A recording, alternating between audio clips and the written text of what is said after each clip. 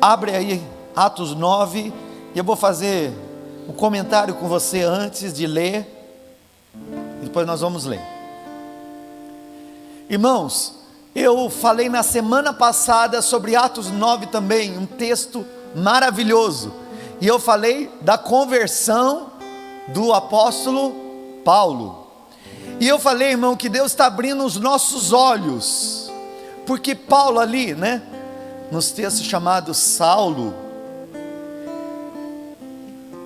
você sabe que tem gente que fala que quando Saulo se encontrou com Jesus, se converteu, ele teve o nome dele mudado para Paulo. Você já ouviu isso, né? Mas não é verdade, viu?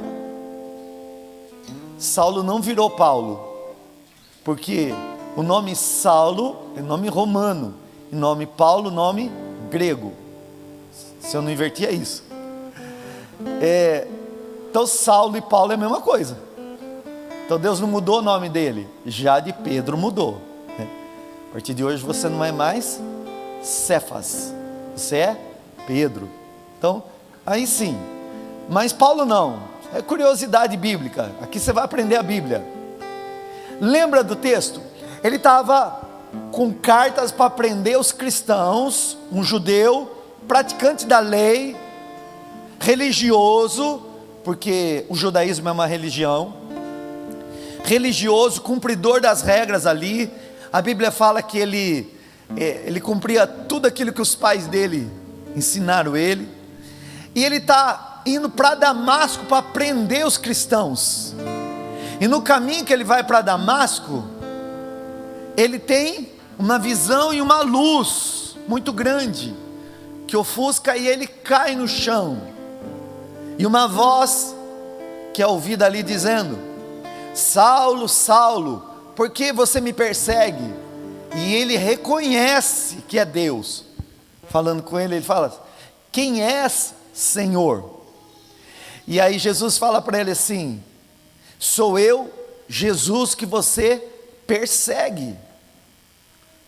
Então, irmão, ali naquela situação, uma outra curiosidade bíblica para você aprender a Bíblia, tá? Tem muita gente que fala que Paulo caiu do cavalo, não é? Quantos já ouviram que Paulo caiu do cavalo? Eu já ouvi que Paulo caiu do cavalo. Também não caiu do cavalo não, viu? Pode ler Atos 9 ali, que nem cavalo tinha no texto. De onde que vem essa história? Não sei. Mas falaram que ele caiu do cavalo. Mas tem gente que tropeça e cai, não é? Você já caiu porque tropeçou, escorregou e caiu? Então, ele podia estar andando e caiu, mas não fala que caiu do cavalo. É que ele estava viajando, então as pessoas deduzem que ele caiu do cavalo. Mas também não vou falar o que a Bíblia não fala. Por isso que eu estou dizendo que aqui você vai aprender a Bíblia. Tá bom? Mas só título de curiosidade. Bem, enfim. Ele se levanta cego. E agora, ele é guiado para Damasco cego. E aí que entra algo interessante. Porque nos cultos passados eu preguei dizendo sobre duas pessoas que tiveram um encontro com Jesus, e elas eram cegas de nascença, e Jesus as curou. Lembra do cego Bartimeu, que ficava no caminho lá: Jesus, filho de Davi, tem misericórdia de mim. E todo mundo mandava ele ficar quieto, método religioso: você não pode gritar aqui não, fica quieto, deixa, não incomoda o mestre. Você está assim por causa do seu pecado, é que eles acreditavam na religião. Enfim, Jesus se aproxima e diz: o que é que você quer que eu te faça? Ele diz: eu quero enxergar, Jesus. Então, veja. E instantaneamente ele enxergou. Foi quando eu ensinei sobre curas instantâneas. Mas houve um outro que também foi curado de cegueira por Jesus. Quando Jesus o encontra, cospe no chão, faz lodo, passa nos olhos dele e manda ele lavar no tanque de Siloé. E quando ele lava os olhos no tanque de Siloé, ele começa a enxergar. E foi quando eu ensinei sobre cura progressiva. Existem curas instantâneas e curas progressivas. Um foi curado instantaneamente, outro teve que dar um passo de fé até ir se lavar para ser curado. Não foi instantâneo, ele guardou a palavra que recebeu até a cura se manifestar. Eu ensinei sobre curas instantâneas e progressivas, mas os dois eram cegos. Agora tinha um que enxergava, mas era cego e não sabia. Dois cegos começaram a enxergar a partir do encontro com Jesus, porque eles não enxergavam fisicamente, mas dentro deles, os olhos deles já estavam abertos para conhecer Jesus. Eles reconheciam que Jesus era Deus e que podia curá-los. Então dentro deles, os olhos já estavam abertos. Agora Paulo não, Paulo enxergava, só que dentro dele estava cego na religião. A religião e a religiosidade dele cegou ele.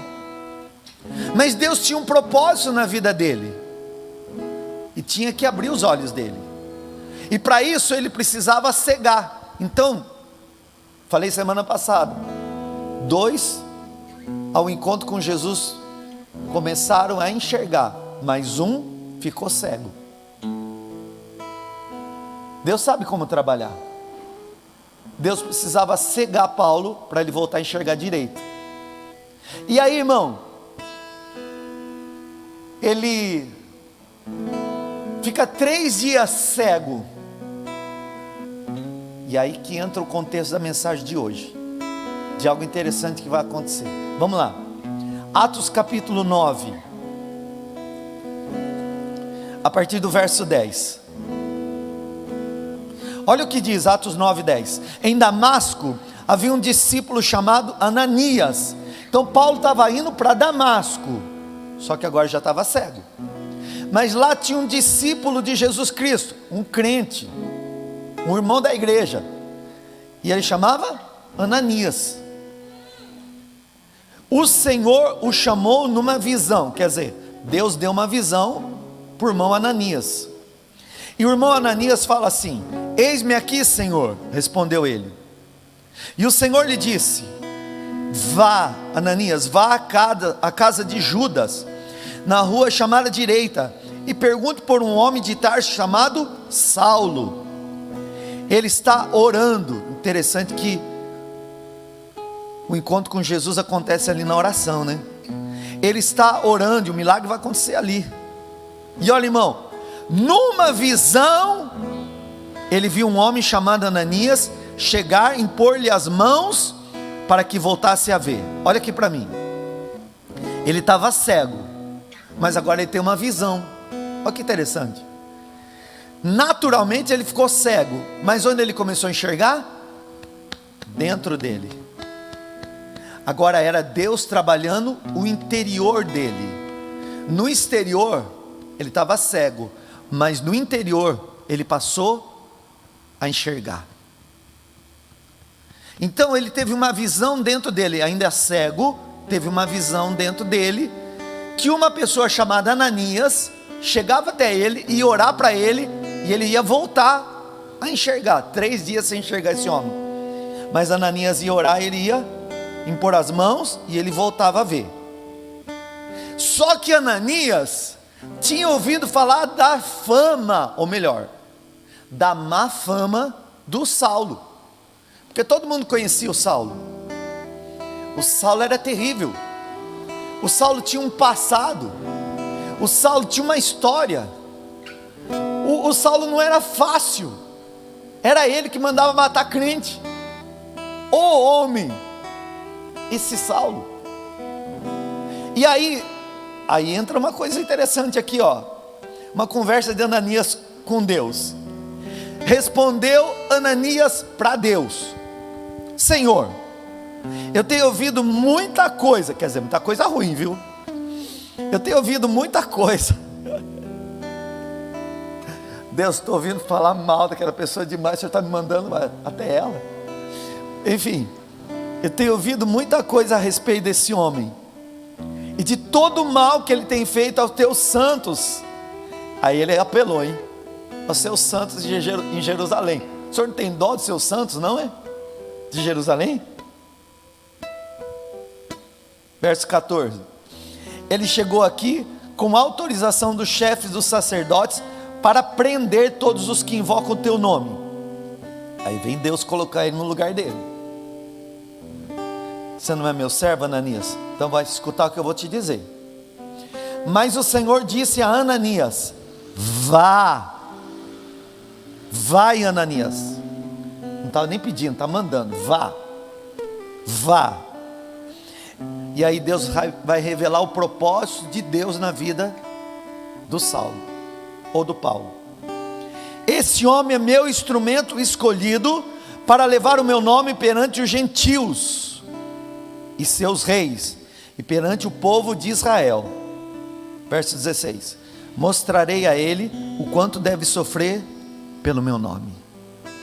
Até aqui, vamos orar, vamos pedir ao Senhor que revele essa palavra conosco. Feche seus olhos. Pai, te agradecemos, fomos tão abençoados durante o louvor com a tua presença que nos envolveu. Obrigado, Senhor, obrigado pela vida dos teus filhos que estão aqui no templo, e obrigado por cada um que estão em casa, na igreja em casa, Senhor, nos ouvindo e nos assistindo. Que o Senhor os visite poderosamente, os que estão presentes aqui e os que estão nos seus lares. E Deus, abre os olhos do entendimento, me usa, mais uma vez eu te peço, me usa como um canal para transmitir a tua palavra. Aquilo que o Senhor falou comigo, fala também com os teus filhos, e nos posiciona no lugar onde o Senhor quer que nós estejamos, em nome de Jesus, amém. Semana passada, irmãos, baseado nesse contexto de Paulo que estava cego na religiosidade, eu profetizei o que eu quero profetizar na tua vida também nessa noite. Deus está abrindo os seus olhos para que você comece a ver como Deus vê, e para que você também comece a se ver como Deus te vê. Deus está abrindo os seus olhos para que você possa ver como Deus vê, e para que você também se veja como Deus te vê. Eu quero que você me ajude a profetizar. Eu sei que está frio, você está encolhidinho aí, mas diga aí para o teu irmão pertinho de você, em nome de Jesus, creia que Deus está abrindo os seus olhos para que você possa ver como Deus vê, e para que você possa se ver como Deus te vê. É importante, irmão, você olhar como Deus vê, e para que você também aprenda a se ver como Deus se vê. Primeiro, eu preciso ver como Deus vê. O que, pastor? Pessoas que estão ao meu redor, e também situações ao meu redor. E como é que eu tenho que olhar e ver as pessoas ao meu redor? Você tem que olhar sempre passando pela cruz, sempre. Então você vai olhar aquela pessoa olhando com misericórdia, porque ainda que a atitude daquela pessoa seja má, ou seja errada, quando eu olho para o amor da cruz, eu encontro graça para poder amar aquela pessoa do jeito que ela é. Então eu preciso ver as pessoas como Deus as vê, e Deus vê a partir da obra da cruz, do sangue derramado e do perdão. É assim que Deus enxerga as pessoas, e as situações vencidas em Cristo Jesus também na cruz. Então eu preciso ver como Deus vê. Essa é a primeira parte. Mas eu também preciso aprender a me ver como Deus me vê. Pastor Jefferson, como é que Deus me vê? Como filho. Você é filho de Deus, você é filha de Deus, e Ele ama você. E como é que você deve se ver? Também olhando para a cruz, porque na cruz você recebeu uma nova história. O seu passado e o teu pecado foram crucificados em Cristo Jesus. Existem pessoas, irmãos, que elas estão dentro das igrejas, mas elas não conseguem se ver libertas. E se elas não se veem libertas, elas vão continuar escravas. Se elas não se veem amadas, elas vão sempre se sentir rejeitadas. Irmão, existem pessoas que elas se sentem culpadas dos seus erros, dos seus fracassos, dos seus pecados, e elas se veem assim, fracassadas, cansadas, sobrecarregadas. E essa não é a visão de Deus para você. Na visão de Deus, Ele vê a cruz e vê você em Jesus. E quando Ele vê você em Jesus, Ele vê você como Jesus. Pastor, como Jesus é? Vencedor. E como Deus me vê? Vencedor. Jesus é vitorioso. E como Ele vê você? Vitorioso. Então, irmão, Deus está abrindo os seus olhos para que você veja como Deus vê situações externas, e para que você se veja como Deus te vê situações internas, porque Deus tem propósito para a sua vida. Eu quero que você levante a mão em direção à pessoa pertinho de você e diga: Deus tem propósito para a tua vida. Fala de novo: Deus tem propósito para a sua vida. Irmão, escuta, Deus tem propósito para a sua vida, e se for preciso, Ele vai corrigir a sua rota. Deus tem propósito para a sua vida, e se for preciso, Ele vai parar você e vai corrigir a sua vida, a sua rota, o seu caminho, para que, se você estivesse fora do propósito, você se volte para o propósito novamente. Deus não desiste jamais de você. Deus tem um propósito para você. Por isso, irmão, ensinei semana passada: não tenha medo de mudar. Não tenha medo de mudar. E não tenha medo das mudanças de Deus na sua vida. Não tenha medo de mudar. E não tenha medo das mudanças de Deus na sua vida. Eu estava aqui à tarde com a minha irmã, pastora Silmara. Eu conheço pouca gente que já mudou igual ela já mudou. Eu estou falando de casa. Mudança é um esforço. Não é fácil mudar. Tem gente que já morou em muitas casas? Levanta a mão, deixa eu ver. Morou em várias casas? Você morou em várias casas? Você morou mesmo. Morou até fora do Brasil?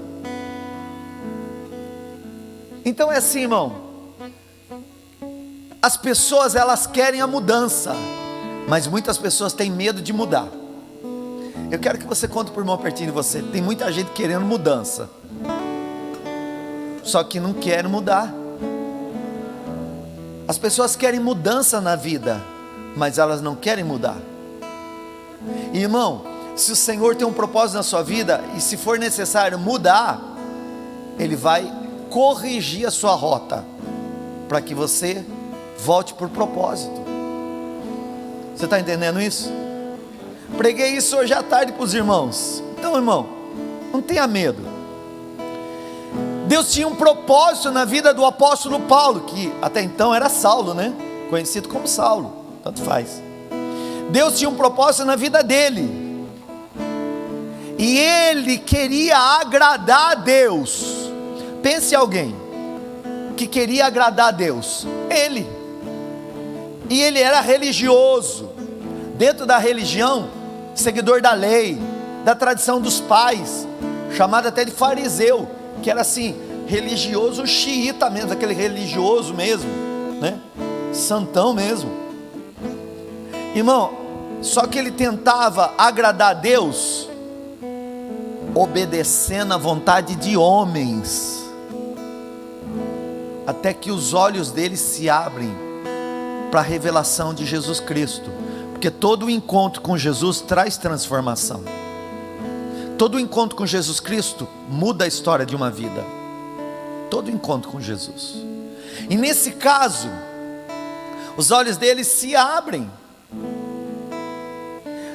Em Gálatas capítulo 1, verso 15, ele disse assim, porque ele tinha consciência agora: Deus me separou desde o ventre materno e me chamou por sua graça.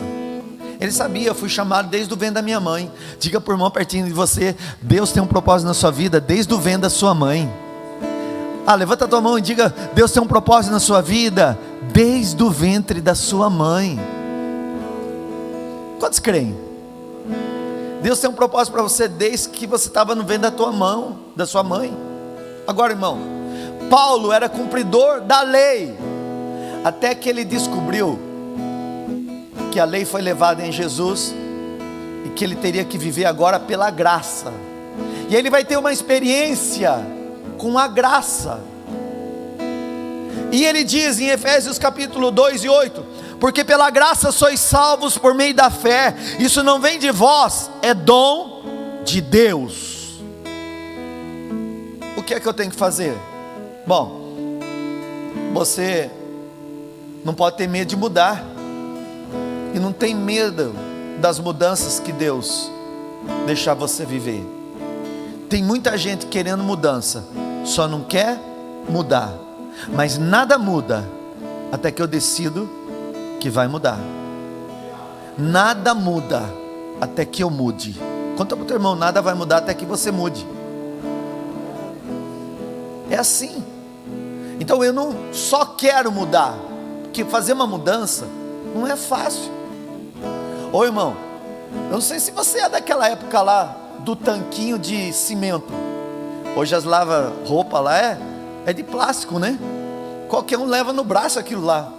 Mas eu sou da época que o tanquinho não tinha essas lava-roupa, era tanquinho de cimento. Lembra, Marcos, do tanquinho de cimento? Era leve?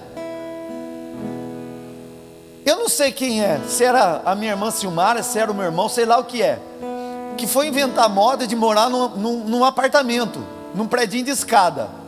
E a gente foi subir com aquele tanquinho de cimento no prédio de escada. E ó, irmão, pensa que não é fácil mudar. Mas se não mudar, não tem mudança. Fica tudo igual. E se Deus está despertando dentro de você o desejo das mudanças, e você está orando por isso, não tenha medo de mudar. Não tenha medo de mudar. Não tenha medo das mudanças que Deus está provocando na sua vida. Deixa Deus te transformar naquilo que Ele te gerou para ser. Que Deus tem um propósito para você. Então deixa Ele te transformar. Ainda que você ache que se perdeu, irmão, Deus tem um propósito na sua vida, e se for preciso, Ele vai corrigir os seus pés, Ele vai realinhar a sua rota, Ele vai corrigir o seu caminho, para colocar você de volta no propósito dEle. Por isso que eu creio que o Senhor está abrindo os seus olhos nessa noite. Receba essa profecia em nome de Jesus. O Senhor está abrindo os seus olhos para que você comece a ver como Deus vê, e para que você comece a se ver como Deus te vê. Por que isso é importante para mim, pastor? Fundamental. O Senhor foi falando comigo essa mensagem, irmão. Pensa, ontem eu falei para minha esposa, para a pastora Érica, eu falei assim: mensagem tremenda que Deus me deu, mensagem maravilhosa, ministrou muito o meu coração.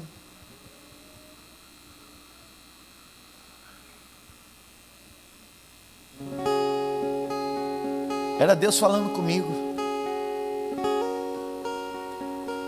No mesmo texto de Paulo, encontrei uma outra realidade. E o Senhor me disse: os homens têm a tendência de valorizar a aparência, mas Deus busca a essência.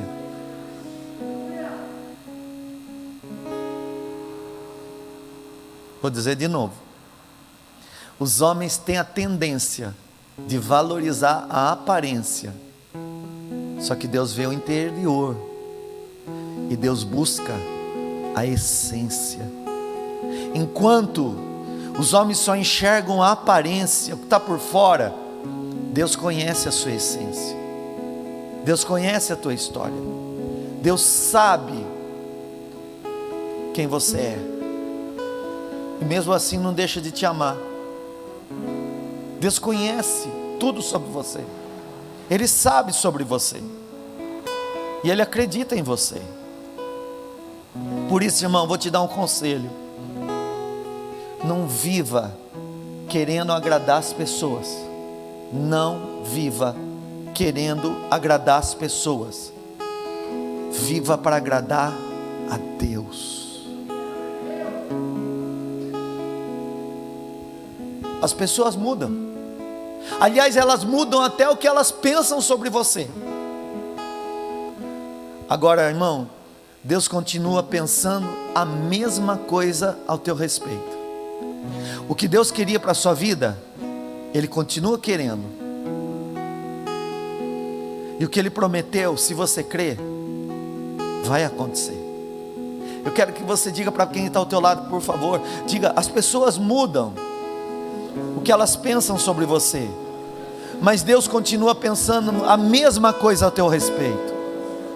Diga: o que Deus queria para a sua vida, Ele continua querendo. Diga: o que um dia Deus prometeu para você, Ele não se esqueceu. E se você crer, vai acontecer. Eu creio. Eu creio. Eu creio.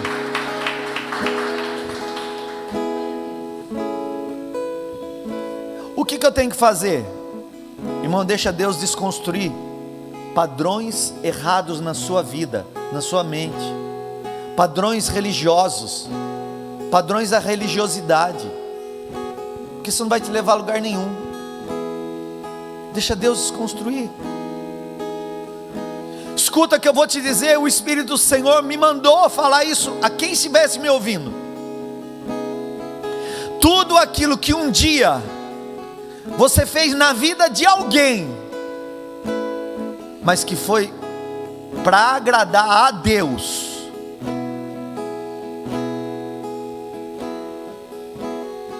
isso subiu como oferta diante do trono e já está contabilizado no céu. Sabe aquela pessoa que você fez, Deus colocou no meu coração para ajudar, eu ajudei, independente do que ela fez, subiu como uma oferta diante do trono e já está lá. Eu trabalhei até dentro da igreja, fez para Deus? Eu trabalhei em ministério, foi para Deus? O que você fez para Deus, subiu, Deus recebeu e já está contabilizado no Senhor, na sua conta. Agora, tudo aquilo que você fez tentando agradar ou não decepcionar pessoas, também te fez refém delas. O que você está falando? Que talvez que até no meio evangélico ou em situações da vida, do cotidiano, você ficou refém de tentar agradar as pessoas ou não decepcionar as pessoas, e aí você se tornou escravo dela. Toda pessoa que você vive para agradar, você vai virar refém dela. Toda pessoa que você vive para agradar, você vai virar refém dela. Eu quero agradar aquela pessoa para ela nunca se decepcionar comigo. Esquece. É uma busca incansável de algo que nunca vai te preencher, nunca vai te satisfazer, porque é você buscando reconhecimento em homens daquilo que só Deus pode te reconhecer. Irmão, não tenta agradar homens, importa agradar o Senhor. Talvez você tenha ficado preso em uma busca incessante da perfeição, e talvez você esteja preso em prisões de perfeição, performance e até perfeccionismo. Isso é aparência, não é essência. E Deus não busca a aparência, Deus busca a essência. Lembra, irmão, quando Deus foi chamar o rei Davi, Samuel foi lá na casa do Davi, veio aquele grandão bonitão, não é esse, agora é esse que é um pouquinho mais baixinho, não é esse. Veio outro, não é esse, não é esse, não é esse. Até que Deus disse: Samuel, você olha a aparência, eu estou olhando a essência. Ô Jessé, por acaso você não tem mais nenhum filho aí não? Tem um rapazinho que está lá no campo, então chama ele para mim. E veio Davi, acho que franzininho, magrinho, ninguém dava nada para ele. E Deus falou: está vendo? Aquilo que os homens veem não é, mas aquilo que eu vejo, eu torno a ser. Esse é o meu escolhido.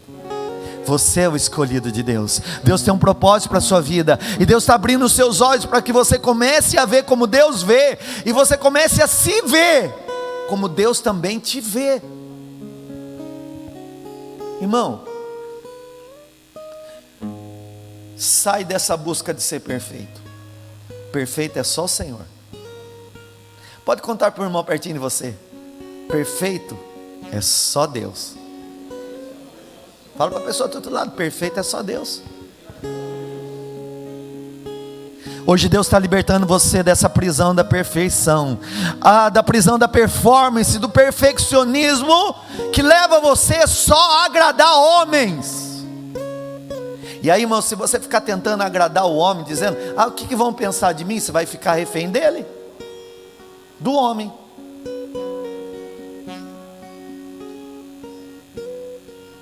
Enquanto Deus tem um propósito para a sua vida. Irmão, seja livre do fazer para impressionar homens e para não decepcioná-los. Paulo aprendeu isso. Vamos lá ver?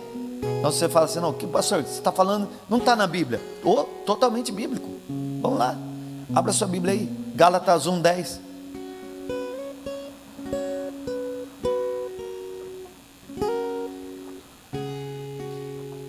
Gálatas 1:10.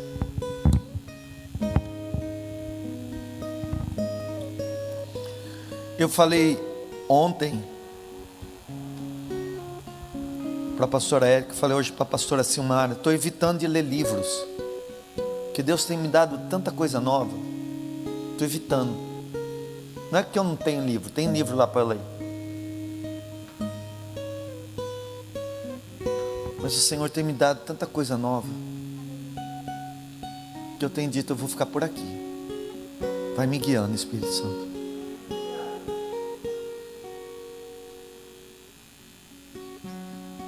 Achou Gálatas 1?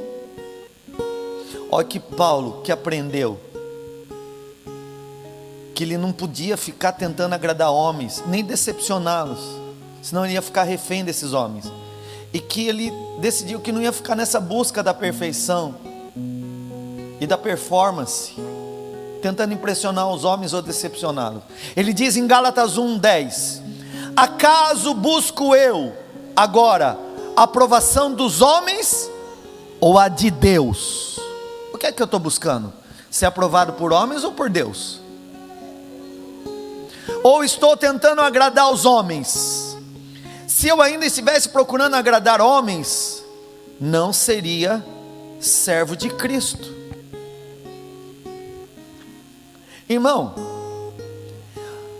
por você encontrar com Jesus e estar no processo de transformação, algumas pessoas não vão aceitar mais você, porque algumas pessoas da convivência, elas não vão querer que você viva o que você escolheu para a tua vida, mas cada um tem que fazer a sua escolha de acordo com a vontade de Deus, agradando ou não. Importa para mim agradar a Deus e não a homens, porque eu não sirvo homens, eu sirvo ao meu Deus.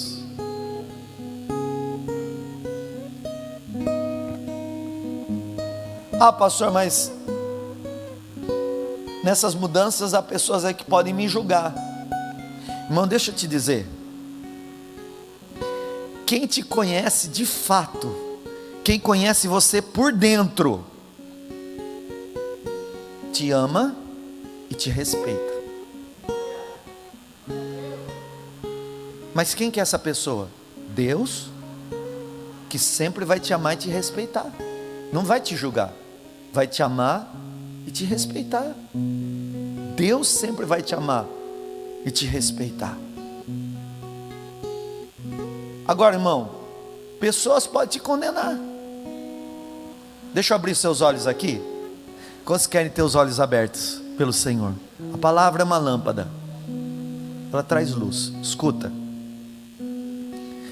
Se te condenam por algo que você errou, ou por algo que eles achavam que tinha que ser do jeito deles, da vontade deles, e por causa disso estão te condenando, eles não estavam interessados em você, eles só estavam interessados naquilo que você podia oferecer. Vou dizer de novo, tem que abrir os seus olhos. Se estão te julgando e te condenando por algo que você errou, ou por algo que eles acham que você tinha que fazer do jeito deles, então eles não estavam interessados em você, estavam interessados naquilo que você podia oferecer. Porque quem de fato te conhece não te julga, te ama e te respeita, irmão. E mais,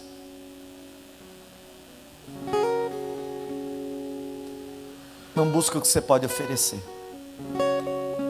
vai continuar do teu lado, mesmo nas escolhas que você tomar. Irmãos, não tenha medo de mudar. Eu estou falando hoje que quando Deus provoca uma mudança, é a hora de mudar. Então não tenha medo de mudar. Conta para o irmão pertinho de você, quando Deus provoca uma mudança, é hora de mudar. Deixa eu ver se você entendeu, fala aí de novo. Quando Deus provoca uma mudança, é hora de mudar. Paulo, você não está entendendo, eu tenho um propósito para a sua vida, mas você está cego, irmão. Você não está entendendo que eu chamei você do ventre da tua mãe, tem algo grande para acontecer, e eu quero levar você para viver meu propósito. Mas Paulo, eu vou ter que parar você. Você vai ter que parar para ficar na minha presença, para eu redirecionar você, para eu mudar a tua rota, para você começar a ver como eu vejo e se ver como eu te vejo. Paulo, eu preciso abrir os seus olhos de verdade.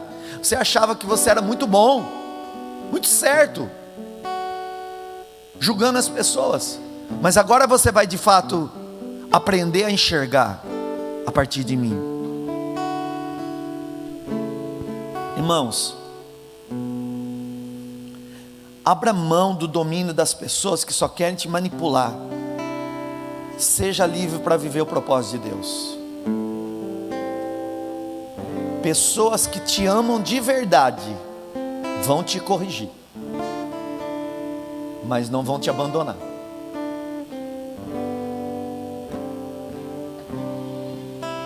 Pessoas que te amam de verdade vão te corrigir, mas não vão te desprezar.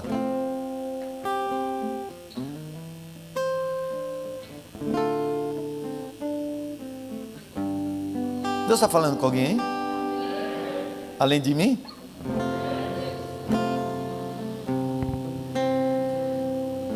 Pastor, essas correções de Deus aí, se é Deus provocando a mudança, então deixa a mudança acontecer. Você tem que abrir mão daquilo que era do seu jeito para ser do jeito de Deus, da sua vontade para ser da vontade de Deus, e às vezes é necessário recomeçar.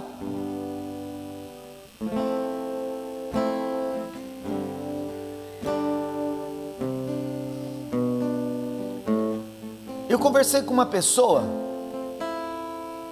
desde que eu conheço a pessoa, o casamento dela é de infidelidade, mas é uma pessoa de Deus, que deu várias oportunidades para o cônjuge se arrepender e ser transformado, até o dia que ela disse: vai ser difícil, as pessoas vão falar de mim, e vão falar mal, mas vou ter que tomar uma decisão. A Bíblia me respalda no caso da traição. E não foi falta de tentar ajudar, não foi falta de oração, é porque a gente não muda o outro. Só um encontro verdadeiro com Jesus é capaz de transformar a vida de alguém. E ela decidiu que ela não ia ser mais traída no casamento.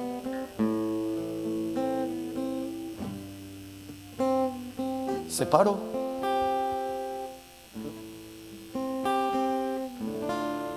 Está no novo relacionamento. E ela diz: nunca fui tão feliz como eu estou sendo agora. Agora eu estou vendo como é bom o casamento. Por quê? É difícil? É. É difícil mudar? É. Pastor, você está falando para eu divorciar? Não, de jeito nenhum. Sou contra o divórcio, a Bíblia também. Mas eu estou dizendo que você pode arrastar uma situação a vida inteira se você não desejar a mudança e mudar. É abrir o coração para o novo. Todo mundo quer mudança, poucas pessoas querem mudar. E aí você começa a perceber que o novo vai ter que adaptar, é diferente. Às vezes eu não sou muito bem aceito nesse novo, do jeito que é, mas daqui a pouquinho você vê que o novo é melhor, porque eu estou dentro da vontade de Deus. Irmão, em Hebreus capítulo 12, 11 está escrito assim: nenhuma disciplina é agradável no momento em que é aplicada, ao contrário, é dolorosa. Nenhuma correção na hora é bom, dói, mas mais tarde produz uma colheita de uma vida justa e de paz para os que são corrigidos. Então, se Deus estiver corrigindo a minha rota, no momento pode parecer ruim, mas depois vai ter uma colheita, segundo a Bíblia, de uma vida justa e de paz. Tem duas situações aqui no texto, na vida do Paulo, de mudança, e que o Senhor forçou, mudanças que Deus está gerando. A primeira é que, irmão, ele agora tinha que abandonar o lugar onde ele estava, a vida que ele estava, o que ele pensava, os padrões de pensamento, o convívio, para ir para um outro lugar, que agora ele ia ser cristão, e ele perseguia cristão, mas agora ele que ia ser o perseguido. E aí, para entrar no novo, vem Ananias dizendo assim: não, Paulo não, Paulo não.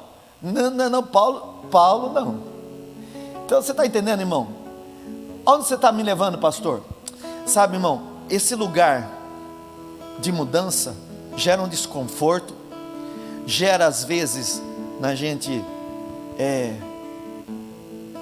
uma certa ansiedade, gera em nós umas adaptações e até algumas não aceitações. Ananias disse até para Deus: Deus, é esse homem não quero esse homem aqui não, de jeito não, deixa ele cego. Para que vai mexer? Ele está perseguindo. Senhor, mata ele então. Não falou isso não. Não, e Deus falou assim: vai lá, que ele viu quando você chegava lá para fazer ele enxergar. Irmão, estou como um profeta de Deus aqui hoje, na sua vida, para dizer que Deus está abrindo os seus olhos, para você começar a ver como Deus vê, para que você comece a se ver como Deus se vê. Primeiro, ele não foi aceito no lugar novo, ele se achava que não ia ser, todo mundo ficou com medo. Aí falaram: mas não é esse que perseguia? Mas agora se converteu, teve um encontro, Deus redirecionou a rota, e agora não é que ele está vivendo o propósito. E a segunda coisa, irmãos, é que ele não foi mais aceito do lugar de onde ele saiu. Quero voltar para relacionamentos. Se Deus te tirar de um lugar, de uma empresa, por exemplo, te levar para um outro lugar, é muito provável que as pessoas que estavam com você lá, e eram muitos seus amigos lá, não entendam por que você está saindo de lá. E às vezes, pode até você esfriando o relacionamento, contato, e daqui a pouquinho você nem vê mais eles. E tem gente até que critica a decisão que você tomou. Então aqui é a segunda verdade que eu estou te ensinando, irmão. Até dos antigos amigos, ele foi esquecido. E pior, não foi só esquecido, agora ele foi perseguido, porque ele vai ser preso, e quem prende ele era a religião que ele defendia. Você está entendendo onde Deus está nos levando, irmão? O Senhor está te chamando para viver uma nova vida em Cristo Jesus.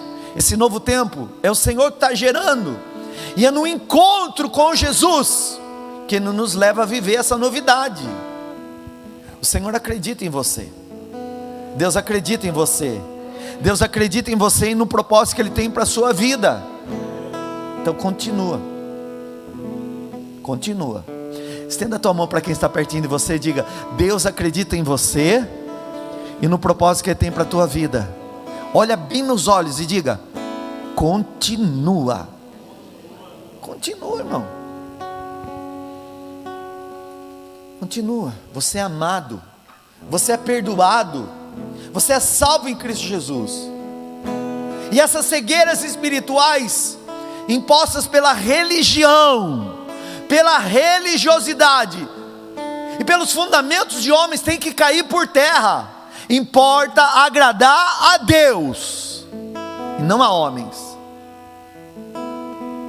Deixa o teu passado passar, que é tempo de transformação, é tempo de desconstrução, e é tempo de reconstrução de Deus na sua vida. Abra mão do passado. Eu não consigo mudar ele, eu consigo escolher o que eu vou viver no meu presente. Deixa o teu passado passar, porque é sempre possível recomeçar em Deus. Olha nos olhinhos do teu irmão de novo, diga: deixa o teu passado passar, porque é sempre possível recomeçar em Deus. Agora levanta a tua mão e diga assim: creia, Deus tem uma nova história para você. Diga: em Cristo Jesus está o teu início, todos os seus recomeços e o teu propósito. Eu creio.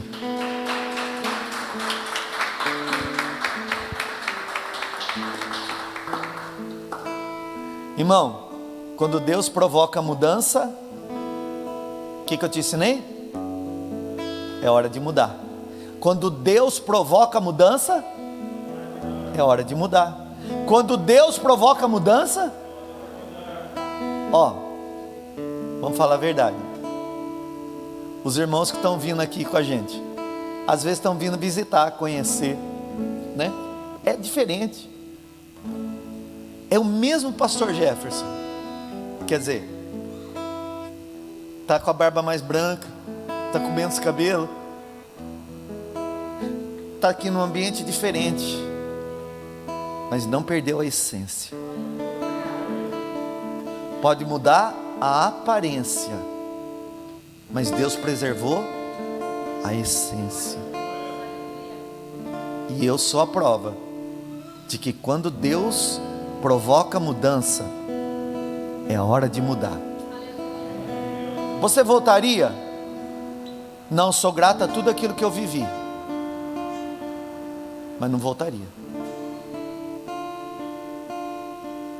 porque eu estou vivendo o que Deus tem para mim agora. Você teve medo da mudança? Teve um dia que eu decidi, eu quero mudança. E eu vinha dizendo: Deus, eu quero essas mudanças, eu quero uma mudança. Até que chegou um dia que Deus falou assim: você está querendo mudança, mas você não quer mudar. Então eu vou provocar a mudança. E aí eu disse: Deus, importa agradar o Senhor do que agradar os homens. Então você está aqui com a prova viva de que é possível recomeçar em Deus. Vai dizendo para quem você puder: é possível recomeçar em Deus.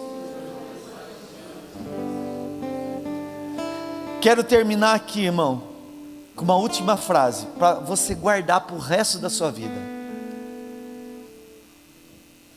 Guarda aí dentro de você. Minha última frase de hoje: feche os ciclos, mas continue o propósito.